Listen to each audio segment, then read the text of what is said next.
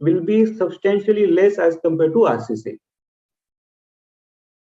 And this is one point which has been raised so many times, that parallel flange beam are generally are not appearing in IS 808, but IS organization has BSI has done the required changes, and now they have merged IS 12778 of PEB section in IS 808. So now all the section which is manufactured by JSP will be available and visible in IS 808. So all the designer will have this ready-made available in IS 808.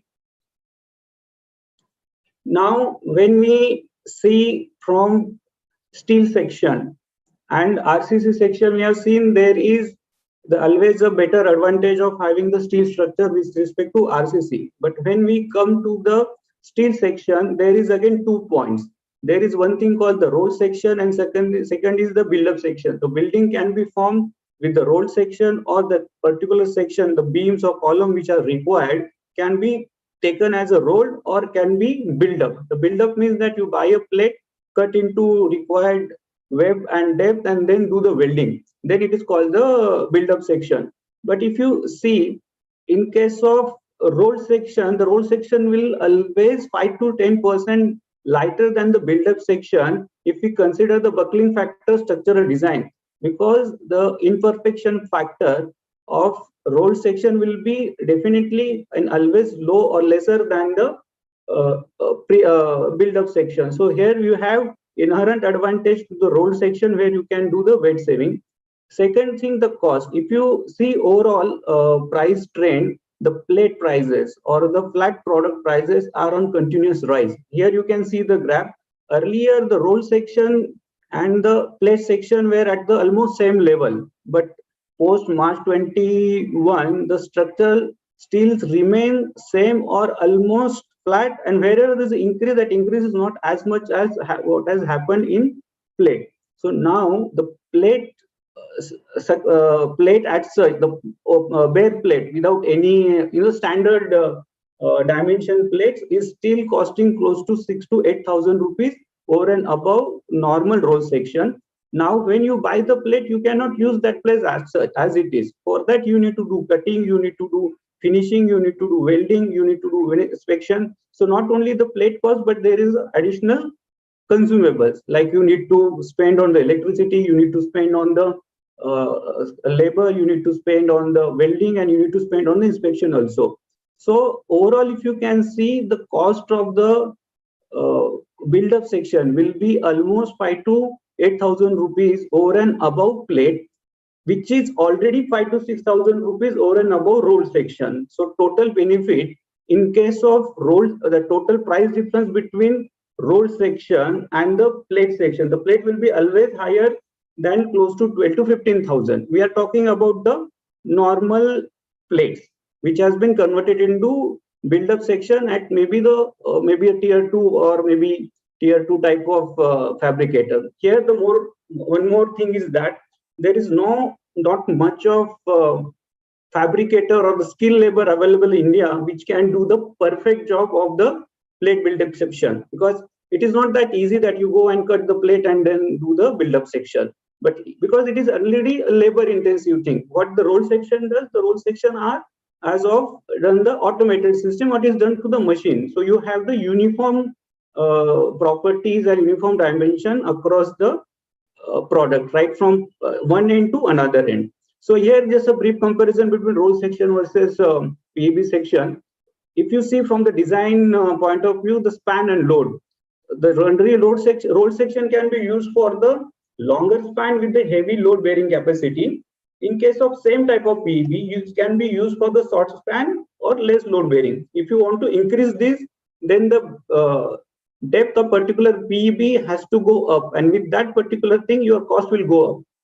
Then welding, here the welding can be automatic for the both sides, but in case of PEB, it can be done only one side.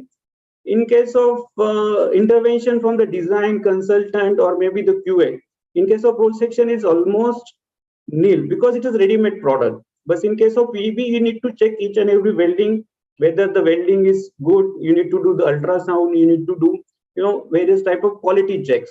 If something goes wrong, then you have to reject everything and again you have to start again.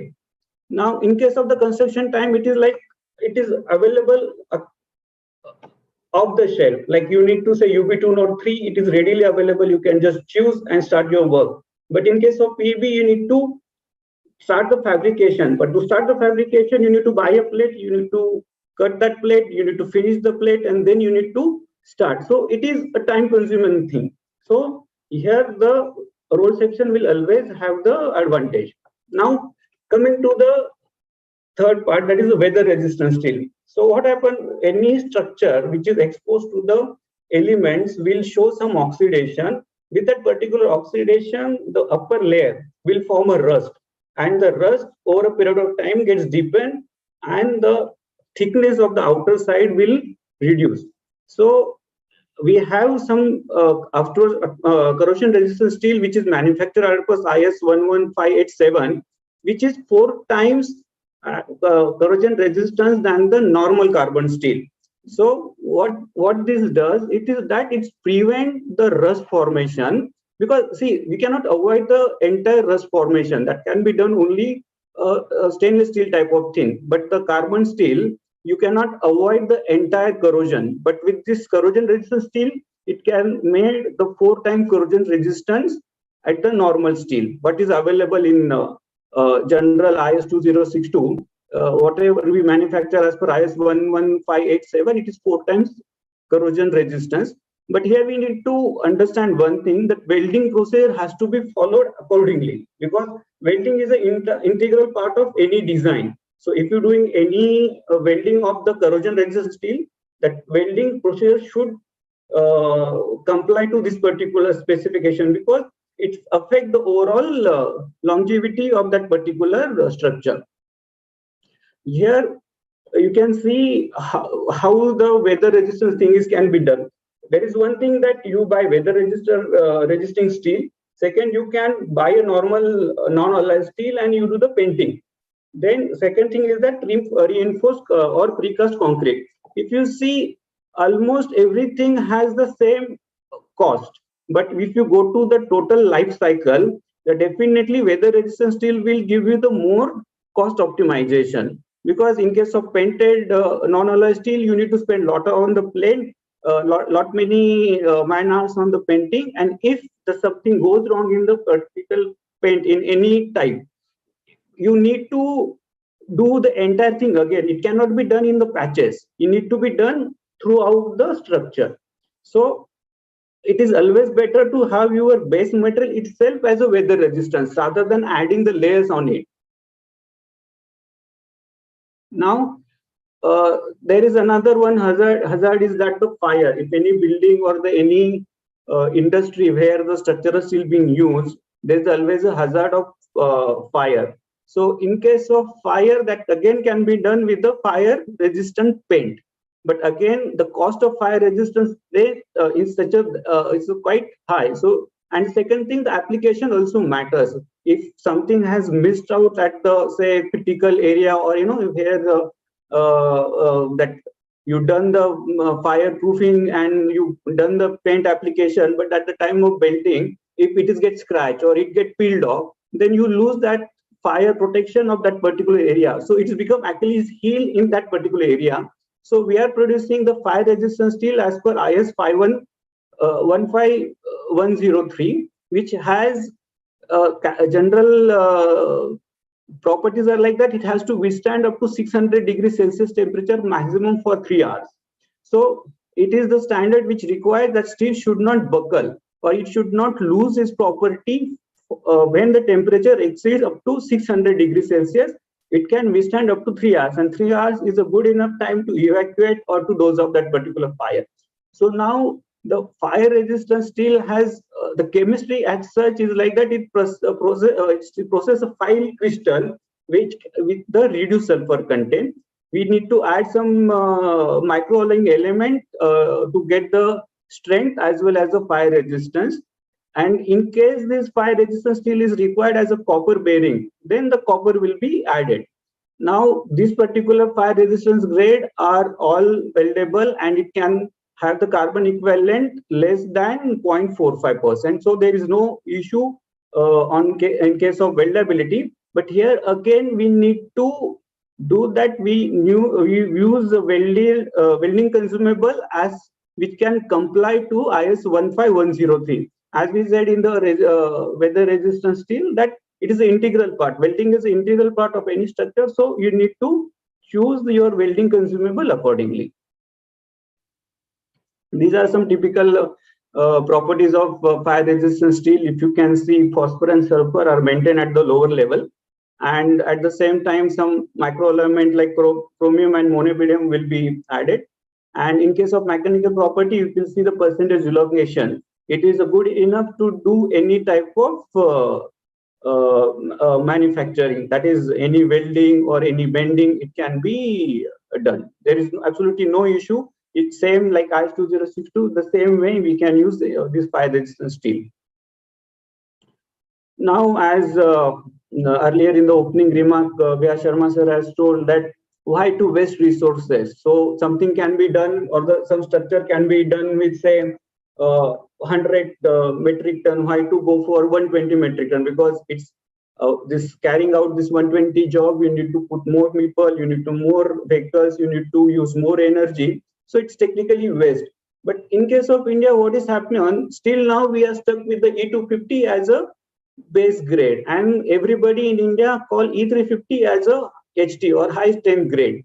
But in case of world, if you see, nobody talk about E250. Like S275JR is almost nil. Everybody's talk about S355 and above. But India, still the people are going to only E250. Most of the structural steel design is happening E250, primarily because in India all along the structural steel available was only E250, because there are various constraints from the mills. Now with the advanced technology and various new design and new technologies are coming in, there is absolutely no issue to manufacture or produce high strength steel. In the world, people are going up to 1100 MPa steel, but now in India, we are not even going up to 450, because once the moment we go about E410 or E450, people have that mentality whether it will be available.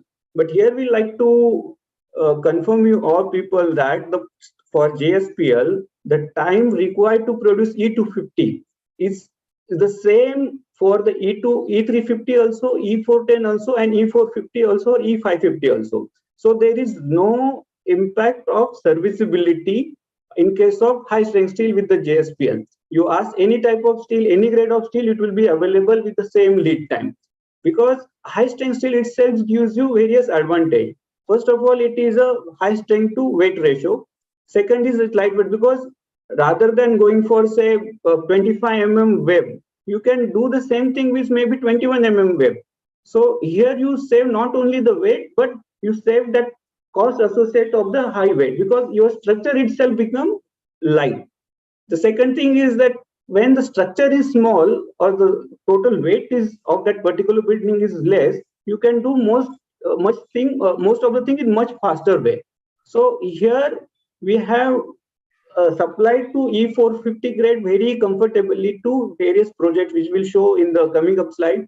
So there is absolutely no issue with the JSPL to supply any high strength steel as required by designer or any clients. Mr. Shekhar, we are running short of time. If you can wind up. Yeah, right. So here just a normal graph where you can see if you consider E250 as a base grade, when you move from E250 to E350, here Y is increased by 40%, but the weight will be reduced by 20%. But the cost of from E250 to 350 will be will go up by 6%. So net ballpoint figure 15% weight saving will happen. A total saving will happen on E350 when you move from E250. Same way from E250 to 450, the overall saving in steel will be 25%. And in case we go for E450, the overall saving will be 30%. The 40%, 80% increase in strength, 40% reduction in weight, and the cost maybe go up by 15% from E250 to 450. There are various projects we have supplied to various location in E410 and E450, notably ITD cementation and ITD, CC ITD Douglas Soma for Mumbai Metro, and E450 has been supplied to Finnish Group Hyderabad. At the same time, E450 has been supplied by Dhirubhai Ambani Convention Center in BKC. So this, like, we are comfortably supplying this high strength grade to various clients and various projects in India.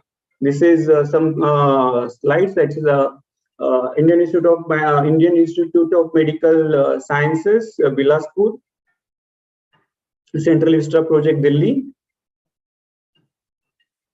This is Althomas Tower. Here you can see the Cyberthumb project. Here even I wanted to show you that, see, the complexity of design can be very well managed with the roll section. This is very difficult to manage with particular RC system. It is a pre-class slab flooring system. This is M3M IFC Gurgaon. This Raheja Mindspace Hyderabad. If you can see the picture which is under progress and the final outcome. This is again NICL corporate office, where you can see the structure complexity itself. This is Embassy Tech Village, Bangalore. This is the various beams and column from the JSPL plant and the manufactured with the use of JSPL ready-made columns. Again, these are certain use of JSPL angles and channel, mainly the transmission line tower or the hybrid tower for wind power generation core, that is Indian Railway. Thank you all. Thank you so much, sir. Mr. Sandeep, over to you. Can you please share your presentation?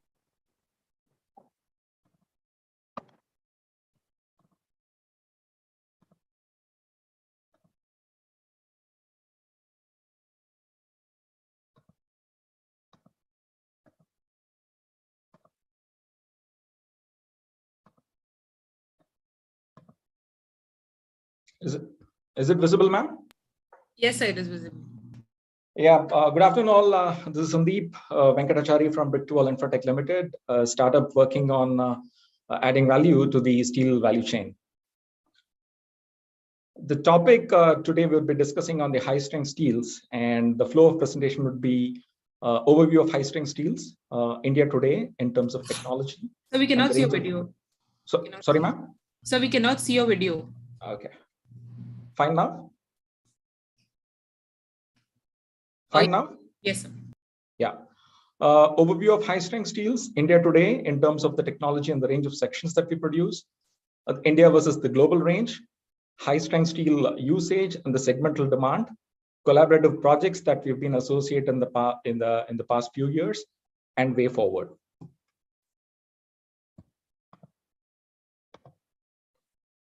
As you can clearly see, high strength steels are available in hot roll, cold roll conditions. It's a relative term being used over the years. You can clearly see that the basic usage of the 250 MPa or 350 MPa steel started way back in the 50s and the 60s. And today in 2020, where we are, 2020, 22, where we are, we can clearly see with the advent of technologies, with the advent of improvement in the metallurgical techniques, we have been able to get to levels of 1100 megapascals and beyond. What you see right now is from 250 megapascals to 1100 megapascals, even beyond 1500 megapascals, are available in terms of hot roll and cold roll condition. For today's discussions, however, we would like to stick it to the hot roll products.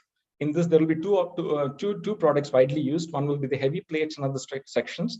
For today's discussion, we'll stick to the roll sections, where internationally it has been seen the high strength steels in roll sections are available from yield strength of 250 megapascals and going up to 550 megapascals.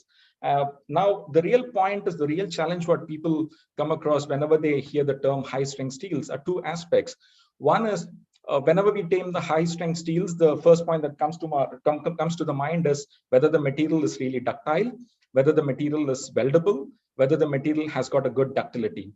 So the most important aspects of it is, as we can clearly see, a typical stress strain curve of a 450 MPa steel widely used across the world, and the impact transition temperature, or what we call it in terms of the impact toughness of steel.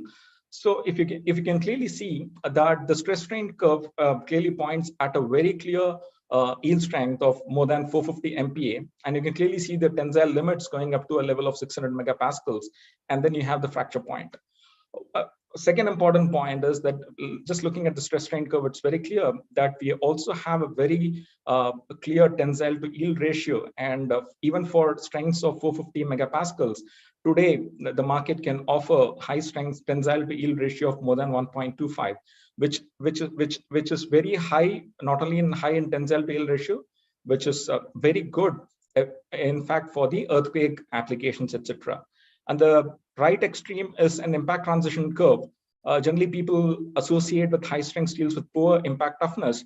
Now, with the advent of technologies, with the microalloying methodologies adopted, low temperature rolling coming up, what we can clearly see, the usage of microalloying in combination with the low temperature rolling in combination of high powered mills have helped in producing a finer grain structure, which gives you a superior ductile to brittle transition temperature. In short, even steel with a combination of high strength and toughness requirements of -20° or -40° can be achievable. For example, a steel with a 450 megapascal minimum yield requirement and a -40° Celsius, depending on your application of the zonal area, where geographic area where you intend to do the position, there the minimum impact requirement even at a -40° can go up to 30 joules. So today, the high strength steel coupled with ductility are very key features in the design. Most of the all the structural and civil engineers, they right now demand, whenever they go for high strength steel, they want a superior ductility, which is in terms of the tensile yield ratio, superior elongation, and impact toughness. These have become a pretty mandatory requirements across the major standards. Grades available today in India are in the range of, for the rolled sections, and 250 MPa yields, 350 MPa yields, 410, 450 MPa yields, along with the impact requirements which can be tested at room temperature, 0°, -20°, and for special applications, -40 also. Some of the challenges that steel mills associate in terms of the end users or the designers is that high strength steels always encounter two critical aspects. One, the poor ductility, which has been addressed clearly by the advent of technologies and the capability of the steel mills today in India to produce high strength in combination of superior ductility.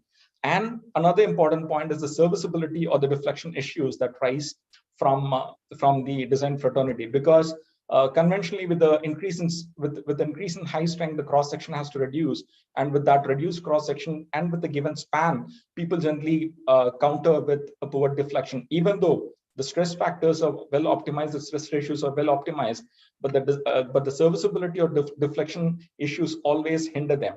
So what is the solution for that? So what happens is, high strength and high toughness steel alone is not a solution to the design engineering problems.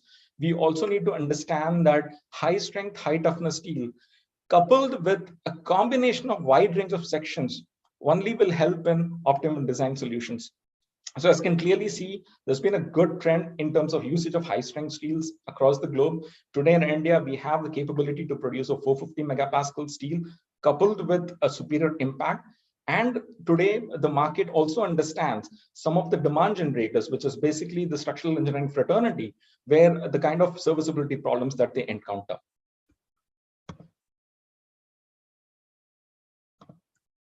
What we see here is that the growth, or what happened in India, what is likely to happen in India. So if you look at the pre-2000 era, which was basically ruled by or dominated by what we called as a caliber rolling technologies, which were adopted from the earlier suspension. So there we were using only the ISMB sections, or what we called as a medium beam sections. And then these sections are limited to the maximum of 12 to 15, both in I beams and as well as H beams. And there was no scope of high strength steels, and there were limited manufacturers. And until 2005, 2008, there were a few secondary players who also ventured into this scheme, and they again went into the caliber rolling. What happened was the real breakthrough decade, what we all call it internally as steel producers, is the decade of 2010 to 2020, which was actually the breakthrough decade. This is the time, maybe 2010 and earlier, JSPL had started with the universal rolling technology, but the real market penetration and the development started in the decade of 2010-2020. As you can clearly see, the first video at the top talks about the technology, what is known as a universal rolling technology. You can clearly see there is a vertical roll and the horizontal roll, and the horizontal rolls have the capability of going towards the thickness of the flange and as well as the web. You can clearly see for a given depth and for the given flange width, any steel mill right now with this technology of universal rolling mill will be able to give you a wide range of sections. This is the most important aspects people across the market when they encounter in terms of availability. How come so many range of sections? How come so many sectional weights? How come 200 odd sections are being produced? The answer is in front of your eyes.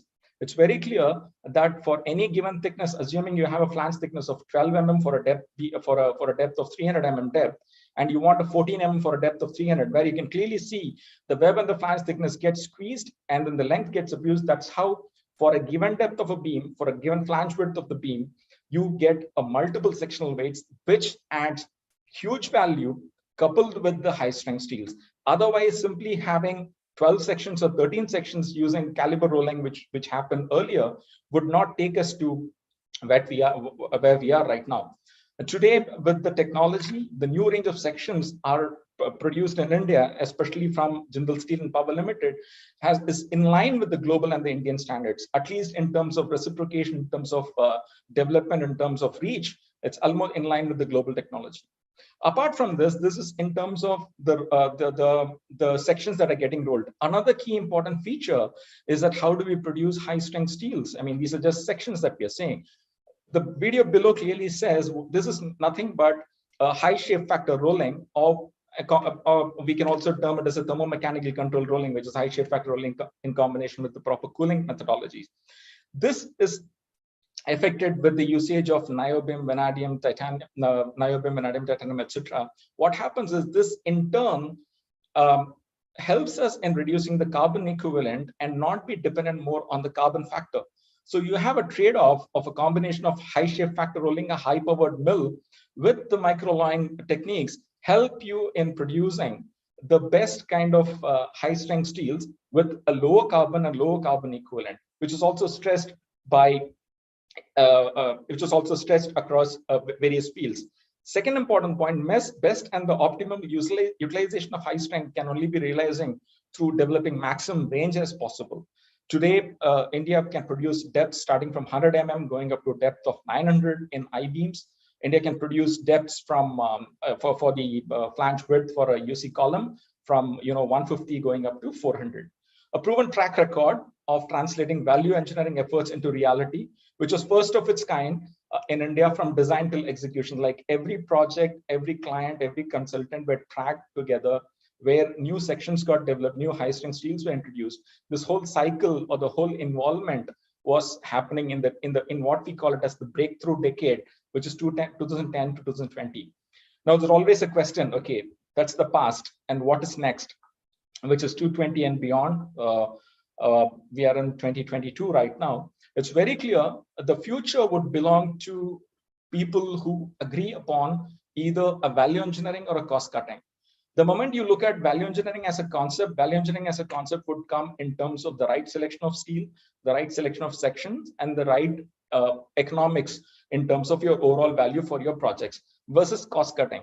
Cost cutting is simply because where you have multiple players and you pick up a inferior product, and this product is pitted across many people, where you have the L1, L2 scenario where, okay, the lowest person gets the eligibility to supply. So that is not going to be the case in future. It's very clear. It's going to be a value engineering efforts. Second is the sustainability.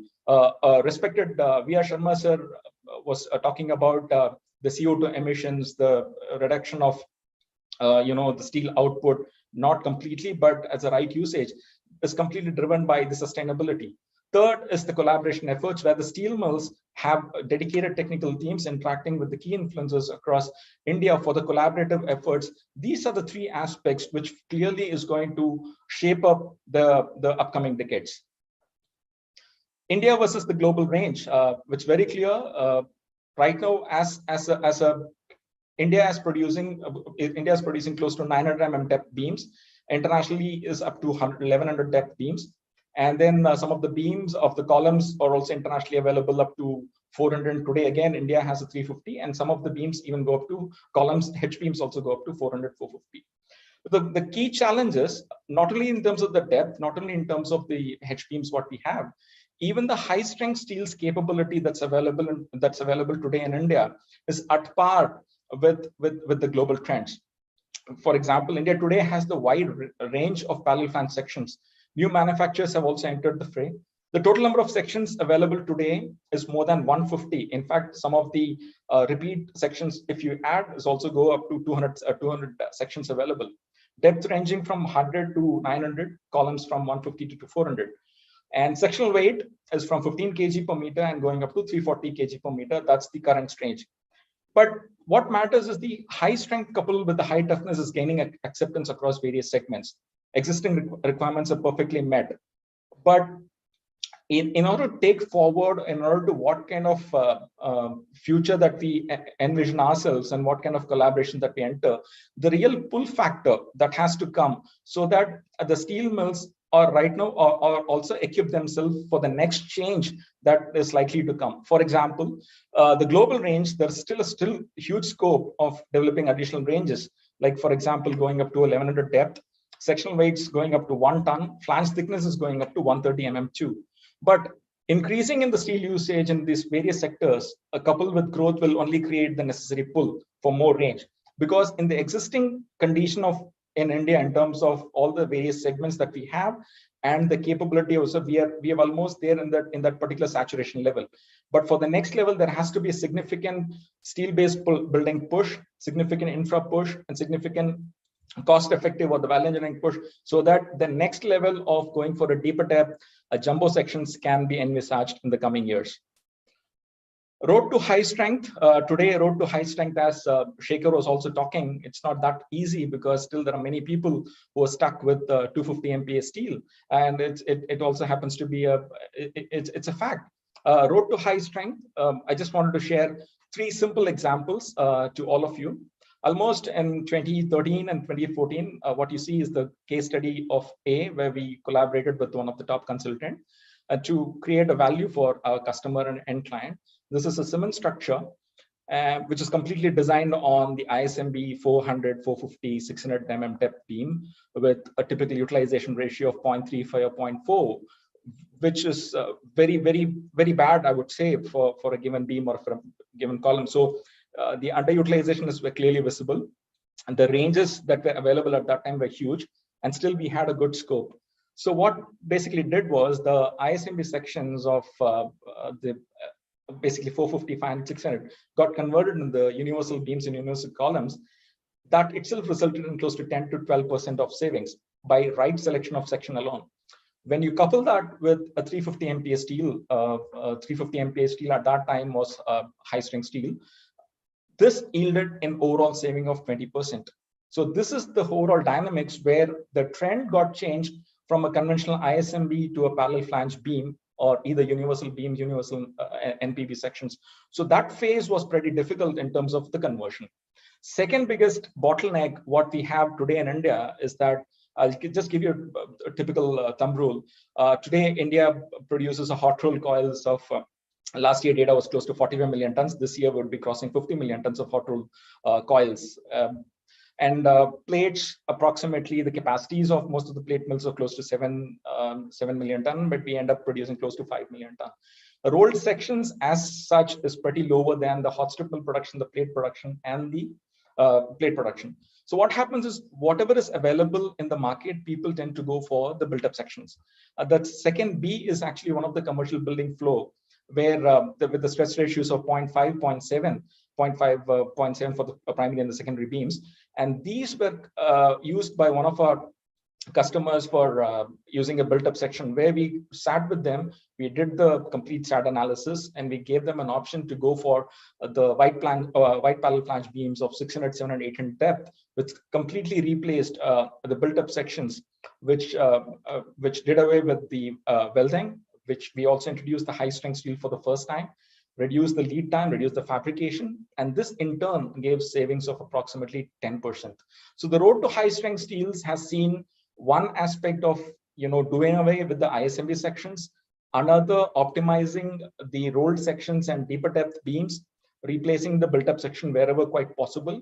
And the next sea of change is what you're going to see in the C example that we are going to show here, which is the high-rise buildings and the new trend that's emerging. Collaborative efforts yielding in new section developments with high-strength steels. As you can clearly see, that's the cross-section of a beam or the floor, what you have there. And this beam for a grid size of 11 meter by 11 meter is going to be the trend in the coming future. So this beam was developed in 533/66 kg, and also another beam with the proper customization suiting a high-rise steel building with 11 by 11 meter grid. Most importantly, we often, as steel mills, during the collaborative efforts, we also feel that these kind of interactions with some of the top consultants always gets a proper feedback into the system, especially to the mills, to developing these top-notch customized beams and customized sections. And Evers and I, which is one of the top high-rise building contractors with in-house design, especially for the likes of Mr. Saundar sir and Mr. Saravanan, when you go for a collaboration with those people who are more sensitive towards the high-strength steels or more practical, and these kind of new age or the high-rise new trends emerge in the market. As a segmental trend of what's happening today, as a summation, as a summary, you can clearly see high-rise building as a segment has really taken off, and almost it's very clear most of the high-rise buildings that we come across where we interact have gone completely migrated into at least a 450 megapascals, and we're just in one of those discussions with firms where they're looking at exploring the possibility of rolled beams in 500 megapascals. The urban development, which covers the airports, you can clearly see airports built in the last 3 to 4 years across India would primarily have a lot of E350 or the high strength 350 beams as compared to some of the airports that were built in the year 2000 and 2010, etc. Power, unfortunately, the thermal power kind of has not, I mean, because of various reasons, it's not picking up. But thermal power was also starting as a new trend, was actually partially migrated into 350 MPa steel. Cement industry, conventionally 250 and conventionally an ISMB linked segment have also started coming into partially getting changed into 350 MPa steel. The PEB and the industrial, basically for the likes of tire industry, PEB industry, they have almost like fully migrated into 350 MPa steel. Now, the real challenge, I mean, what would be the new impetus? Like we talked about high strength steels, the real impetus would be the high-rise commercial building segments completely migrated. Now, the catch or the real situation, the activating step or the pull factor would come because today, if you look at India as a market, less than 5% of commercial or the real estate steel is used in less than 5% of the commercial or the real estate space. Vis-a-vis, you look at 25 to 30% across the globe for average of 40% in Korea or 35% in UK, or US would be much higher. So this segment will surely pave way. That's exactly what we were discussing in terms of a wider range of sections coupled with high strength steel. This segment will surely pave way for advanced high-strength steels and the jumbo sections, which we discussed in the coming years. New trend of using 500 MPa steel have emerged recently, and it would all depend on the continuous interactions and in terms of availability, servers, how the material behaves, etc., in terms of welding and everything, would all pave way for a clear new feature. As clearly told, the urban development and the airports like the metros, the airports, they've all started showing signs of getting into the 350 MPa steels as a good scope for moving forward. A way forward, There are two aspects to it. Three aspects to it. Sorry. One would be the value creation. Second. Can you wind it up, please? Can you wind it up, please? Yeah. So just 2 slides more. We're shooting it. Yeah. Second would be sustainability. Third would be the challenges versus opportunities. As you can clearly see, we are looking at value creation rather than the cost cutting. So the project clients, PMCs, architects, consultants, they are the real influencers, and they are the ones who see value. The moment it goes to a contractor or fabricator, in terms, if they have the liberty in terms of having 2 to 3 suppliers of a given make, then it would end up getting into a cost cutting, which would take us into a field of L1, L2, which is basically the lowest bidder, lowest second bidder. Whereas the transition should be towards who's the highest value creator, especially V1 and V2 rather than L1 and L2. Second important point is the sustainability. To produce a ton of steel, we require 2.7x of raw material. This includes iron ore, coking coal, coke, the other dolomite and other additional raw materials. So it can clearly see, as per the World Steel, more than 52% of steel gets consumed in the infra space, where all the rolled sections find opportunity in these segments. So naturally, it's not that about the sustainability, but it's also usage of high strength steels is also important for sustainable development, not only for the high strength weight savings and linear structures. Challenges and opportunities, very critical aspects in India today. Challenges is basically what we have seen is the information or the knowledge asymmetry. When you travel from the north of India to the south and west to the east of India, there's a clear knowledge asymmetry in terms of the availability, in terms of high strength steels, in terms of design aspects. So much of asymmetry. And then if the gaps are getting addressed, I mean, it took more than 10 years of efforts and constant interaction, the gaps are still reducing, but still there's a long way to go in terms of addressing the availability and design, etc.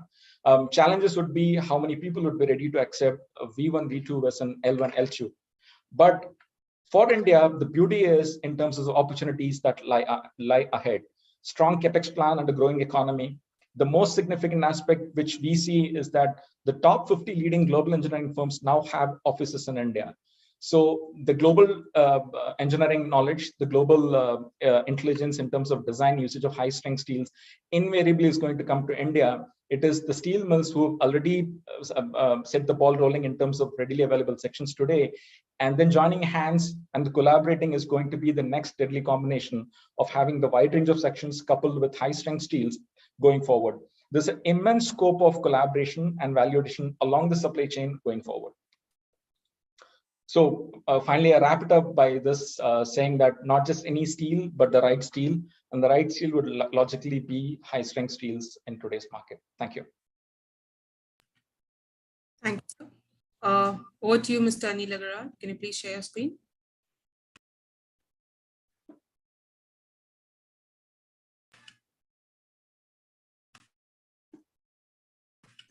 I hope you can see my screen. Yes, sir. Hi, good afternoon, good evening, rather, everyone. And my apologies on behalf of myself and all my other speakers to hold you for a little bit longer than you necessarily had to on a Friday evening. I promise I'll try to keep it short and keep it relevant to the discussion topic here. And I'm just trying to get the pointer. Yeah. So as you might know, I'm Anil Agarwal. I teach at IIT Hyderabad and I specialize in the area of structural engineering. I work mostly in the area of steel because most of my research is related to behavior of structures in fire. And since steel is typically more susceptible to failure in fire conditions, so that automatically becomes my area of preference. My contact information was given here. You may reach me if you have if you want to discuss anything related to this topic. So first question that comes to the mind of any structural engineer who has just completed their BTech or MTech program in a typical engineering college is, what? I did not know that structures have to be designed for fire. And yes, they have to be designed for fire. And here is a small video to show you why do they have to be. So this building was in Tehran, known as Plasco building, which collapsed in 2017. This was originally a kind of a posh area when the structure was built. But then slowly, because of disusage, the structure kind of, the building lost favor, and there was change of usage over a period of time, and there was a massive fire. Sorry. Yeah. So there was a massive fire in 2017 in this building. This was entirely a steel structure, and the building did not last for very long. It could not survive the fire for very long, and the building completely collapsed. Several firefighters. So most of the residents were able to escape the building in time, but most of the firefighters, large number of firefighters lost their lives. When they removed the debris after the collapse of the building, they found that there was molten steel found from the debris, which suggests the temperature in structure might have gone beyond 1400 degrees centigrade. So imagine that temperatures in the fire, the gas temperature, that must have been even higher than that. So such kind of possibilities exist in structural fire domain, and we have to be aware of these, and we have to design structures accordingly. When some kind of forensic study was conducted by Iranian authorities, they saw that actually this structure was designed without any fire protection. However, the columns were partly protected with masonry. So they had basically placed masonry around the columns, but there is no documentation, there is no specifications which could tell us how much fire protection was applied around the columns. But this was clearly a bad example from structural fire engineering point of view. And most of these columns were tubular sections, but the performance was, the building could not survive more than barely a couple of hours, and then collapsed completely. So how do we design structures typically for fire? What is the typical approach? So as of now, the approach is as follows. There are some standard test methods, which we call standard fire tests. Every country has their own standard test methods. India has one test method, which is given in some Indian standard codes.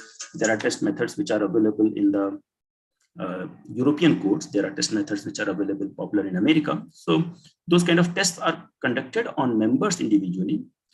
Then there are requirements for performance, which you can call evaluation. So we monitor their performance, those structural, non-structural members in fire conditions, and then we compare with the expected performance, that you can call evaluation. And then if we find that the member or the structural component or sub-assembly is not performing as per the expectation, then we have ways to improve it. Okay. So what are the ways to improve for structural members? We'll get into that. For the testing and for the designing of these members, various types of structural and non-structural members, different countries have popular codes, right? So in the Europe, most of the Europe follows these Euro codes. They are most of these codes are developed in collaborative effort between the European countries. These are among the most advanced codes which are followed by structural fire engineering fraternity. So here I'm listing only the ones which deal with steel or steel concrete composite kind of structures. Then America has its own set of codes, which are relatively about a decade behind the European code in terms of the flexibility that they offer to a structural fire engineer. But also they have NFPA code, which is not really a mandatory code or not really mandatory for design, structural design, but that is relatively more advanced. In India, we have our NBC Part 4, which deals with structural fire safety. And also for steel design, we use IS 800, which in the last iteration, it had added a chapter on fire safety, even though I'm yet to meet a structural engineer who uses that chapter on fire safety of steel structures to design their structures for fire. So if there are some here, please let me know. I have not met anybody yet. So I think that chapter needs to be improved a little bit so that it becomes more popular among the structural engineers. What is fire safety? Basically, how do we ensure fire safety? So basically, like in any other case, in any other design, we have to find out what is the demand. We have to find out what is the capacity. So capacity would be called fire resistance and demand will be fire severity. So fire severity is basically a measure of how much damage or how much impact a fire can have, which is generally considered as a function of duration of fire, even though there are other parameters which also control the severity of fire. But under the domain of standard fire tests, we simply quantify it with the duration of fire. And then there is another parameter which plays a role in structural fire safety, that is fire resistance that is available to us. So for most of the structural members, the criteria for fire resistance calculation is that the structure should continue to, or structural component should continue to serve the purpose that it was meant for. So if it is a column, it should continue to support the load that it was supposed to support at ambient conditions. If it's a wall, and if it's not a structural wall, probably it is also it was expected to contain the fire, right? So that could be fire penetration resistance. Or if it is a floor system, in addition to supporting the loads, it may also be required to keep the heat contained within the floor, right? So that the floors above do not heat so much that people cannot escape. So these kind of requirements can be there, but for most of the structural members, it is related to collapse. So under fire, the structural system should not collapse. There are various issues with this kind of approach, but generally, if a structural member or a structural subassembly is not able to meet the requirement of fire severity, then you have a couple of options. The most common way to handle that issue is, let's say, if this is the fire duration on the horizontal axis, vertical axis, I'm plotting the member strength. So at zero temperature, that is ambient temperature, I had certain member strength, and the demand on the member was this much, right? So as the fire duration increases, we know that steel becomes softer and weaker, and concrete becomes softer and weaker, and there are cracks and everything. So combined effect of all of them would be that the member loses the strength, or the subassembly or structural system loses the strength. What we can do is, by some means, either we change the material, or we protect it, or we reduce the fire somehow, or reduce the fire intensity by some way or other. If we can reduce the rate at which the member loses the strength in comparison to the original configuration, then that can give us a better fire resistance, right? So that is generally the philosophy behind all kinds of fire resistance. The idea is that with fire duration, we should not lose the strength as rapidly as it would happen without the resistance, without the fire protection. So there are 3-4 commonly used methods. One is fire protection material. So when we deal with steel, we know that steel has a very high level of conductivity, which causes the entire cross section to heat up very quickly as soon as it is exposed to heat. Plus, steel sections are relatively lightweight in comparison to an equivalent concrete section. So therefore, the mass is less, conductivity is high, overall thermal inertia is low. Therefore, steel heats up very quickly and loses strength rather quickly. I'm talking about structural steel here, typical structural mild steel or 350 grade steel. So the standard method that is often used is to protect it with some kind of fire protection material. Another method that was actually invented before most of these fire protection materials were invented was concrete encasing. So we have a steel column, let's say, but we can encase it inside concrete, so that concrete not only acts as a structural contributor, but also protects steel from getting exposed to very high temperatures, because steel is an excellent thermal insulator. Sorry, concrete is an excellent thermal insulator. Other alternative could be to put steel on the outside, use a steel tube and fill it with concrete. That is extremely popular in certain areas, and this is a very efficient system for certain applications. Then there are some recent innovations in the last, I would say, 20 to 30 years. I think most of the research in this area started in Japan, but now I think it is picking up quite a bit. Well, one can use fire-resistant steel. You heard a little bit about this in the previous presentations. So these are the 3 ways which typically are used to protect steel from outside. So this was the traditional way of protecting it with gypsum boards. So for that, you can see all the additional work that you had to do before you could put the boards. And then these boards were often susceptible to damages, right? Because of water, you could have the damage. If somebody hits this thing with a heavier object, these boards could get damaged. So they were labor intensive. Then these were slowly replaced with some kind of SFRM type of a material. You can see a picture here. So this is basically a spray applied material. It doesn't look very nice. You have to conceal all the structural components after doing this SFRM treatment. Then lately, nowadays, whatever steel projects I come across, most of the times people use fire resistant paint, which is basically some kind of an intumescent paint. And the way this paint works is that you apply only like a few millimeters, maybe 2 millimeters or 3 millimeters thick layer of this paint on the structural member. And then when it is subjected to higher temperatures, this paint swells, it chars, and it starts to swell into a foam. And so at about 200 degrees centigrade, it reaches a thickness which is 30 to 40 times more than the original thickness. So if I had applied 2 millimeter thick paint, it turns into something like 50 millimeter or 60 millimeter thick char layer, which prevents additional heat to penetrate through that char layer. and reach the structural member. So this in a way protects the structure from additional heat. The other methods, other than the fire protection directly, are using concrete along with steel, and the two common ways of doing it: to encase steel in concrete or filling steel with concrete. So these are obvious methods wherein you can fill steel, encase steel members with concrete, and you may have to put additional reinforcement if you are encasing from all sides. And basically that concrete not only acts as a structural contributor, it also prevents heat from passing through to steel. In case of a CFT column, these are also quite common. These are also quite versatile in the sense that you could just erect the steel frame before and then pour concrete later on for the live loads. So that the pace of construction could be very quick. Many times that we don't have to use any reinforcement. So the effort in preparing the cage, etc., is also not required. No formwork is required. So with these advantages, this system becomes very, very versatile and very attractive. There are some challenges with connections. It has been proven, and in fact, it is adopted in the AISC Design Guide 19.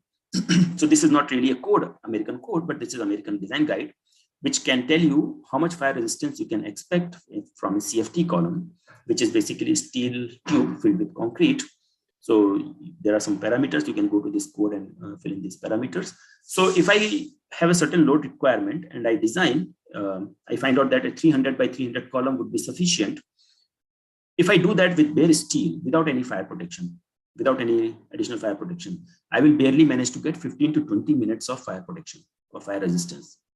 Whereas if I fill it, if I use a tube instead of an I section and fill it with concrete, the same amount of steel will give me about 2 hours of fire resistance. So there you can see the major advantages that you can derive by using CFT columns. Another major advantage of using composite type of construction is that you can achieve very high levels of cross-section efficiency, meaning that in a floor plan, the amount of area that is occupied by the columns is reduced very significantly. It is more efficient than steel. It is more efficient than RC. So just concrete filled steel tubes. So that's why they are getting very popular very rapidly. And also the reason why a CFT column performs so well under fire conditions is because that large mass of concrete that is sitting inside the steel tube actually acts as a heat sink. So it absorbs a lot of heat from steel, and because there is a lot of mass sitting there, it improves the inherent fire resistance of structure. The recent innovations in the area of fire resistant steel is also something that is coming up quite quickly, and there are a number of suppliers now who are available all over the world. Mostly they work with changing the constituent materials. Mostly they add chromium, molybdenum. So number of papers have been published. Most of the work that is available in this area is still in the research domain. So people have done a lot of tests, but I'm yet to come across any design guidelines which are universally accepted in any country using fire resistant steel. So I know that there are a lot of suppliers for these, but engineers, I would assume that engineers would still be hesitant to use this steel in their actual projects because there are no guidelines on how to use it and how much actual benefit you can get for a member. Most of the work that is available in my knowledge is only in the research papers. One may see that you can expect about 30 to 40% improvement in the elastic modulus or strength of steel at about 600 degrees centigrade. The Indian code that again has been introduced before by the earlier presenters, 15103, which gives you some guidelines of how you can, what kind of properties to expect using fire resistant steel. And what it says is that at around 600 degrees centigrade, the steel yield strength should not drop by more than 2/3 or by more than 1/3. So it should remain at least 2/3 of the original yield strength. The challenge with this single sentence that is written in the code is that there are so many different ways of measuring yield stress, right? So mostly at high temperatures, when we test steel, we should test it with creep included in the testing procedure. So if I test the material instantly without including the effect of duration, fire duration, then probably many of the steels which are available in the market today, they may satisfy this requirement. But in real situations, the creep effects are quite significant, and therefore the actual advantages that this kind of steel can offer to a structural member, that needs to be investigated in much more detail. And that's why I think there is some limitation to how effectively it is being utilized in the field these days. Even IS 800, which was adopted in 2007, does not talk about fire resistant steel. So there is a chapter on fire resistance of structures, but it does not include the fire resistant steel, even though 15103 was available in 2002. So that shows that there is a lack of universal knowledge in this area. Now, this is the method that we typically use to protect all our structures. What I want to draw your attention today to is that methodology that we use for predicting fire resistance, is that adequate, and will that really make our structures safe or not? I know most of the designers are only concerned about whether we have satisfied the legal requirements or not, but many times when we take responsibility for a project, we have to be responsible for its behavior in real fires too, not only the legal requirements, right? Because legal requirements are what the courts say, and courts are far behind the current understanding of our structural behavior. So if I do a quick thought experiment, let's say I take a steel bar, no buckling possible, it's just a steel bar. I heat it, and the both ends of this bar are completely restrained, the ends cannot move. And as I heat it, you would see, if I ask you to tell me to what temperature can I heat it before the bar starts to yield, right? So as you can understand, as the bar would heat up, its temperature will rise, the bar would want to expand, but the ends will not allow it to expand, so it will be under compression and it will yield at some point. You would be surprised to know that within a temperature rise of 200 degrees centigrade, the entire bar would yield. It will reach the yield stress of yield strain of whatever 0.002 strain, right? And we know that in fire, as I had shown before, the fire temperatures could rise almost to 1400, 1500 degrees centigrade. And what we are saying is that this thermal expansion itself can cause the steel to yield at 200 degrees centigrade, right? So this basically means that there is some other factors other than just the drop or a reduction in strength of steel that can play a major role, and that we have to address here. And I want to draw your attention through some case studies, which is taken from real life fires, like real building fires. So if I have a column which is supporting a very, very rigid frame, as in this case, so this is a column supporting a very rigid frame. The frame is restrained at both ends. It cannot move up. And as the column is subjected to fire, the column would want to expand. And as a result, that frame would have to undergo a lot of bending. And if the frame is very rigid, it will apply a lot of downward compressive force on the column, which will lead to additional compressive force demand on the column, and which will lead to additional bending moment demands on the beam. So essentially what would happen is that this is the expected member force demand, say the member force on the column. And as the temperatures are rising, I'm expecting that after these many hours, the strength will drop to this much, and therefore I have this much of fire resistance. However, what may happen during a fire because of the thermal expansion effect is that force demand will start increasing as the fire hits the structure, which we did not anticipate. So if that happens, we were expecting this much of fire resistance, but actually we will get only this much of fire resistance. And that has been observed in real life fires. I'll show you one case study. This was Broadgate phase 8 building in London in 1990.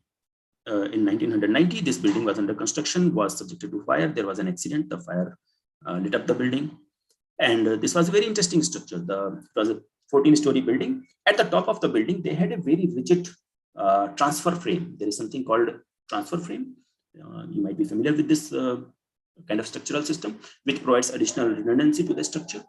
And then they had lattice beams because the spans were very long, 13 meters. And when the fire hit the structure, the columns started to expand. But since the transfer truss, the transfer frame at the top, that was so rigid, it would not allow individual columns to expand. All the columns could expand together, but all the columns were not subjected to fire. Only some columns were subjected to fire at a time. So those columns wanted to expand, but the rigid frame would not allow them to expand. As a result, columns started to fail. A number of columns had buckled or squashed like this. You could see this picture, right? Later on, when they investigated, they took a lot of samples from concrete, etc., and they figured that temperatures were not really that high. So the fire was did not last for that long. It was actually for about 2 hours, but then they saw that structure temperatures were not that high, but columns did squash. They did undergo yielding failure, which was surprising because the building was not really carrying much of a live load at that time. So what they figured is that this restraint that the transfer frame was applying, that restraint was the major factor why the columns failed, right? So that is an undesirable thing, but that was not expected. Similar kind of a thing could happen to a frame system, to a floor system also, which is what I just showed for the column. If I have a floor system, I subject it is restrained at both ends, I subject it to fire, the beam may want to expand. If the beam is not allowed to expand, you will have some kind of a yielding happening. And most likely the yielding will not be uniform. It will be triggered. The yielding will trigger at the weak link. So wherever the cross section is weaker, that's where the yielding will start. Okay, so there will be compression and there will be yielding. Then at some point, the fire will die out, right? When the fuel is consumed or when the firefighters intervene.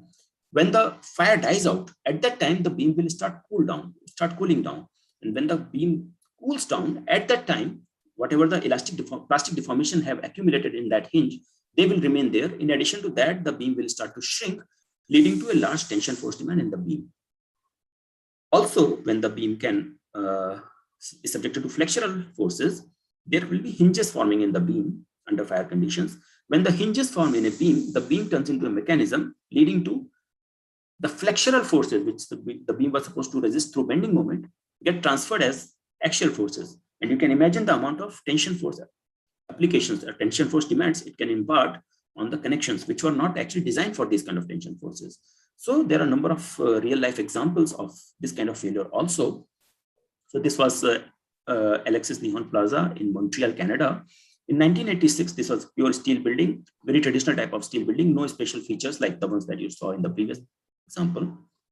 15-story building, and it was subjected, it caught fire. 2 hours of fire protection was available. So everything was nicely protected. There were no such issues. Still, after a couple of hours of fire, they found that the floor system had collapsed at a couple of stories. Not the entire building collapsed, but at least floor systems collapsed at a few locations.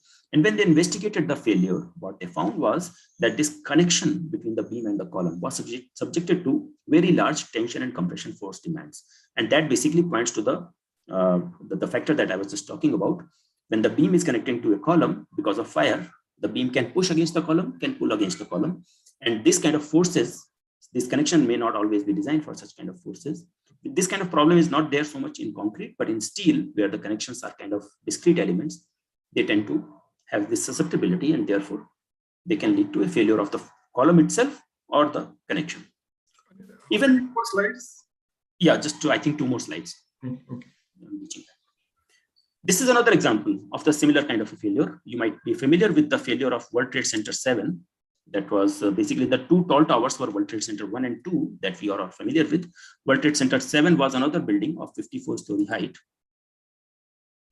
which was not subjected to any damage from the impact from an airplane. It was purely fire damage. And this building did not collapse immediately when the 2 big tall towers collapsed, but it collapsed in the afternoon later. And this is the real video of that building. Again, when they investigated the failure, you can see the plan of this building here. When they investigated the failure, they found that this primary beam that is connecting column 79 to 44. This beam was a relatively longer span beam and was subjected to severe fire. And during the fire event, this beam was pulling and pushing against this column number 79. And as a result, the connections between the beam and the columns were failing. And that happened over several stories, leading to the collapse of the entire column. And as a result, the entire building collapsed. So just to summarize whatever I've just discussed, there is a lot of innovation coming along in the material side, in the fire protection technology side. However, there is still a lot of research needs to be done on the overall system behavior side, because even though we can improve the performance of the material in terms of its yield strength at high temperatures, we are not still able to address the thermal elongation problems, and we are not able to address the issues of elastic modulus, the drop in elastic modulus. So until we are able to address those issues, we have to still do more research in understanding the overall system behavior from the material side. So even though we understand material side, we may still have to do more work on the system side, that is understanding the overall behavior of the structure. In my group, we do a lot of work in these areas. We have facilities to test structural systems at very high temperatures. We can subject structures to almost 1000 degrees centigrade temperature. We can do various types of testing. We can do various types of simulations to predict the performance of various types of structural systems. I would be happy to collaborate with some of you if you are interested with JSPL or other industrial partners. If you think that there is some challenges that you are facing with regard to fire safety or fire design or structural fire performance, please feel free to contact me. My email address is mentioned here. So with this, I can stop. If there are any questions, I would be happy to take them. Thank you so much, Mr. Agarwal. I would, before handing over the session to Mr. Bhole, requesting all the speakers to please switch on your cameras, and requesting all the attendees to please post your question in the chat. Over to you, sir. Thank you. Good evening, friends. We have got a lot of questions, but Mr. Shekhar has already compensated his overshooting by answering most of them. And hardly few questions are remaining in the question and answer session, but then I've got few questions. So starting with Benjamin. Benjamin, if you have heard about a pillar in India, a pillar called Ashok Stambha. It's a column, a 7-meter tall column. It's a historic column. 1500 years back, they completed that, and it is still standing there. So they researched and they found it was an alloy. That time, the metallurgy in India was very advanced, and they used the alloy where they used a lot of phosphate hydrate, and that pillar is still standing. And, it's nothing but a hot iron with proper combination of materials. So we architects are very fond of this cotton, and then even patina in copper. And we know there are certain characters about this material, particularly when we say this cotton. It is not, although it is aesthetically very appealing, but there are environmental issues and even the health hazards. So we got few questions also regarding the health hazards. So while using it at that level, the human level, you must have taken certain precautions. So please put some light on those precautions taken. Mm-hmm. So, well, there are a lot of advantages about weathering steel and also a few precautions. Let's say if you have a paving under a weathering steel facade in a white stone or something, and in the period that your weathering steel will actually rust, there can come some leakage of rust down on the pavement. So it's always possible that it gives some leaking in the beginning phase. But there are products to actually remove this, and it's actually quite a small part of it that gives these stains, because for us in Belgium, the aging process goes so quickly that once actually the rust layer is added and actually sticking onto the corten steel, you see that if you touch it with clothing or other stuff, it's actually not coming off anymore. So, but that's specifically in our climate, because this drying and becoming wet is a cycle that comes so often that it's actually a very fast process. But in the period that it's actually transforming, there are some issues with stains, but there are no, I read in an article about the questions environmental or health-wise, but I cannot find any article, to be honest, and we've done quite some research proving that there is an health issue with weathering steel on humans touching it. What they do say is that if you, for example, in the UK, when they approved making bridge, if children get scratches from the steel, then there are yes, health hazards. Yes, and they for example, for that reason, in the UK, they make a lot of bridges with weathering steel, especially after the law changed that it's allowed to do it. And they actually say that it's better not to make your hand railing, for example, with weathering steel, just because, first of all, you can remove the rust layer, so it keeps on rusting, so it's bad for the material, but also it's not the best material scratch-wise and texture-wise. So that's why they often use a wooden finishing.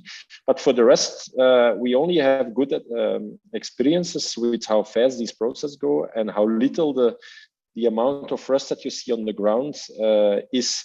I would say that it's even environmentally better, because you don't have to protect your steel with paint, and in paint you have, of course, more chemicals, and actually it's more unhealthy for the person putting this paint on the steel to protect it. So in all the articles we have studied and that I have read with all the countries that do already 40, 50, 60 years of building with weathering steel, you see no single remark about that there are negative influences on the environment or human being touching it. So I see only advantages. There are some researches, Benjamin, where the contaminated water is found because of the rain, the surface runoff from the surface, and then that actually created, polluted the entire aquatic environment below.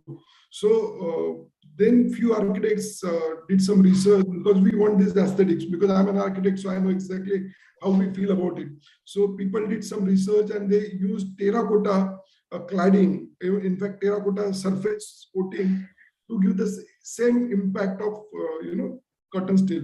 So there are certain impacts, probably not in your country, but in here, let's say in my environment, where it is humid, wet kind of climate in Mumbai in 4 or 5 months. So this may occur. So if there is any detailing which is possible, it's a subject of research. Probably in that environment, it's not really necessary. Yeah. The question to JSPL experts: see how this weatherproof steel is superior over our conventional weather protection methods. Like we use paint, we use coating, galvanizing, stainless steel. So how this weatherproof steel is more superior? Shekhar, you can answer this. I'll answer that, Subrat Panda. So I think as far as the what Benjamin and Shekhar have already said, is that you need to use a coating, additional coating, when it comes to the protecting a normal steel. Either at paint, and as Benjamin said, that the paint itself has quite a lot of lead and is in fact not very healthy. The advantage of a cotton steel or a weathering steel is that the rust actually enables forming a thin layer of rust, and the thin layer of rust actually helps in protecting the further deterioration of the steel. So in a normal steel that we use, the mild steel that we use, the deterioration keeps on happening and the thickness keeps on reducing. Whereas because in this weathering steel we are using copper, the copper forms the oxide on the thin layer of oxide on the top of it, and that is how it prevents total saving of the entire steel structure.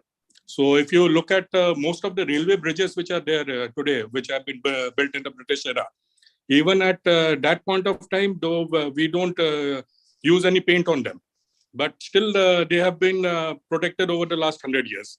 And I think the Eiffel Tower is also a case in that point, wherein you have this use of copper in steel. And that is how the protection happens throughout the ages. So, but they use phosphorus also? No, but I think the main requirement is that the sulfur and phosphorus have to be low. And certain chemicals, particularly copper, what we use in the Indian railways, or what we are calling as the cotton steel, is basically copper, which is used. In weathering steel, there are other elements like chromium also, which can be used to get these properties. Okay, and how much premium will have to be paid for using this steel over normal conventional steel? It costs maybe about 10-15% higher than conventional steel. So when you compare it with the cost of paint or cost of galvanizing, it is much lower. Okay, okay. My next question is to Sandeep.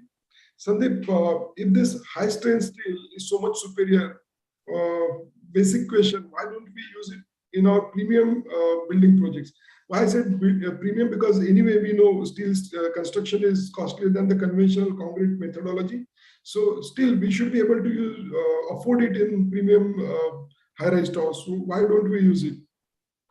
Yes, so that particular point was covered in one of the slides because the high-rise buildings or the commercial buildings are the first, one of the first key segments in India that adapted to high-strength steels of 450 MPa and furthermore. When I'm saying premium building projects, that include residential buildings as well. So actually residential, again, it's more concerned, what we have interacted with the residential is more concerned about the approving authorities, the clients and the project consultants there. It's not that it cannot be used. It starts from the influencers and the end clients if they are interested or not. Technically, residentials can also be converted because there's one important market analysis that we did. almost on an average, the residential and commercial put together cover close to 35% of the UK, Europe market in terms of steel. In the case of India, it's less than 5%. So why is that? That is my question. Sir, that's more resistance coming from that segment, sir, rather than people not interested to. It's not that they don't want to, it's just the resistance overall in terms of the design philosophy of the steel. Is there any problem about the availability? No, availability is never an issue, sir. Never an issue. So let's find out.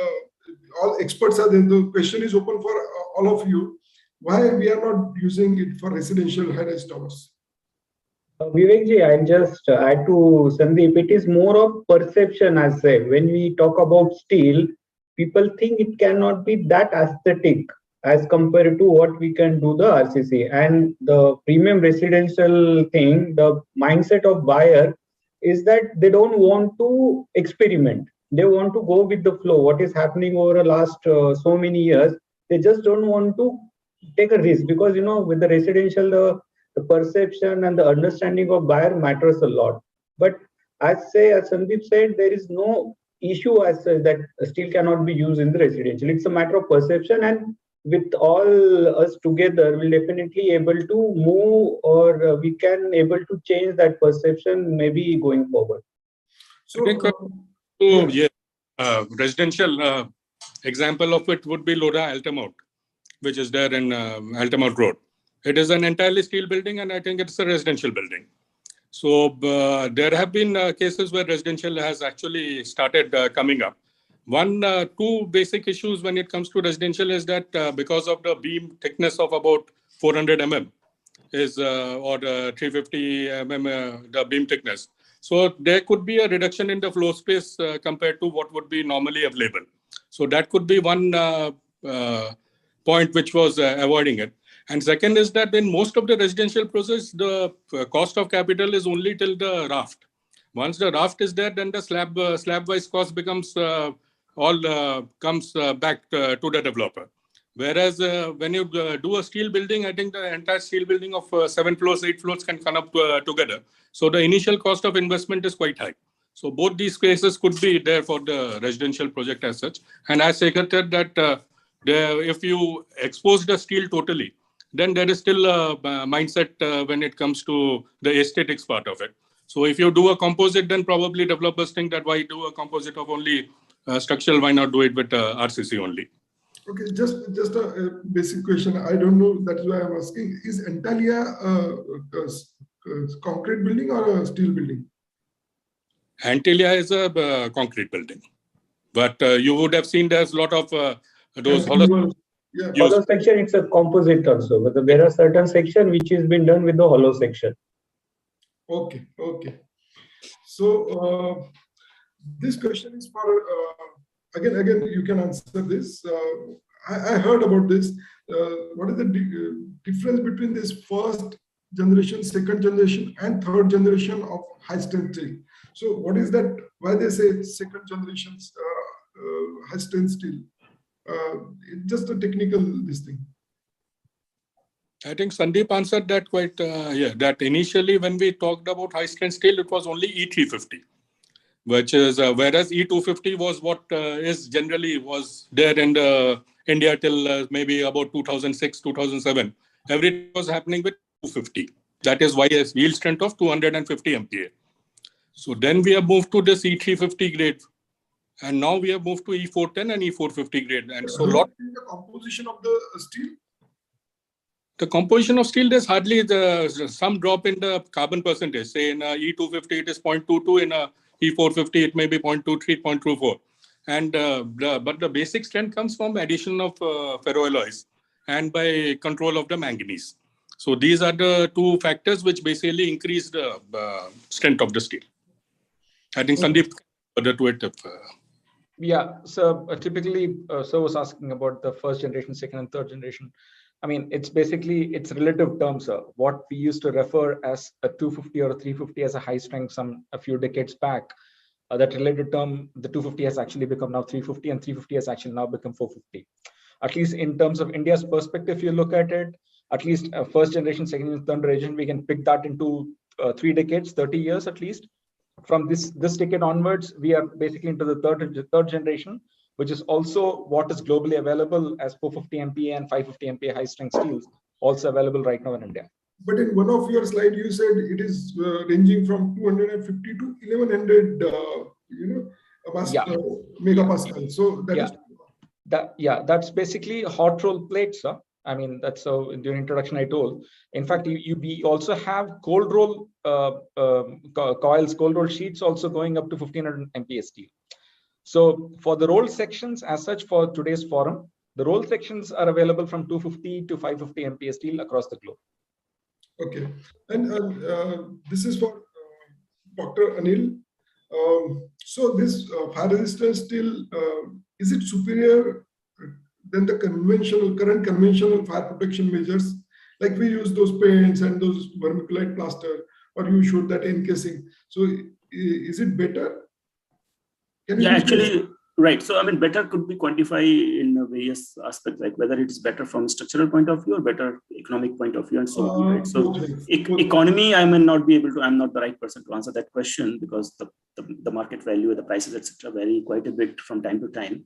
And I don't keep a track on that. But from structural point of view, I think I touched upon this topic slightly. What happens is that the actual structural behavior, see, one is satisfying the codal requirement. And yes, fire resistant steel can much more easily satisfy the code requirements because the requirement is that for 600 degrees centigrade, you should still have at least 2/3 of the original strength. But when it comes to actual structural behavior, there are more questions to be answered than simply going by the yield strength.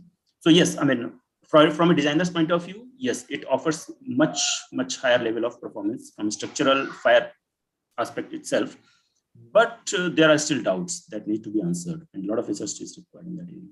Okay, there was one question somebody asked, particularly about the cost difference between this the conventional method and this steel. So whether this JSPL has started manufacturing this fire resistant?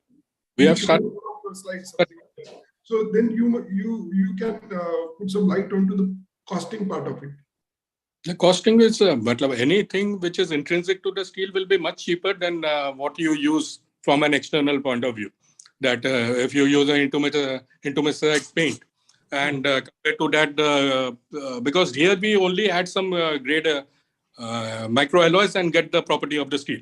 So the steel will be as in weathering steel, it will not be more than 10 to 12% higher than the normal MS grade steel. Okay. So Satesh Dupilia sir had asked one question and Shekhar had already answered it. But then just to add something, he had asked whether you can put some information on the rolling of your sections, so that what is available and when it is going to be available is available to the the designers. But can we make it more like online information kind of? Yeah, it can be published on our website because generally it can be published because when it comes to our case of rolling a section, we are able to roll about 35 to 40 sections in a particular month.